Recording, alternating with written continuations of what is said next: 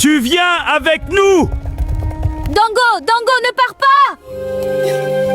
Au fil du temps, Zongo est forcé de devenir combattant.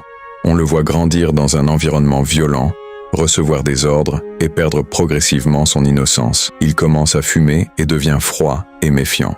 Des années passent. Zongo est maintenant un jeune homme endurci. Il porte un uniforme usé et son visage exprime la fatigue et les traumatismes de la guerre. Il ne ressemble plus au garçon que ses parents connaissaient. La guerre prend fin. Zongo rentre dans son village natal avec l'espoir de retrouver sa famille. Il imagine les retrouvailles avec ses parents. Son père le reconnaît, mais refuse de l'accueillir. Retourne d'où tu viens et quitte cet endroit. Pars! Tu n'es plus mon enfant! La nuit, alors que tout le village dort, sa mère sort discrètement de la maison. Elle retrouve Zongo caché dehors et lui apporte de la nourriture. Elle lui dit qu'elle n'a jamais cessé de le considérer comme son fils. Mon fils, peu importe la situation, je serai toujours à tes côtés. Zongo commence à comprendre qu'il peut encore redevenir l'homme qu'il était avant la guerre.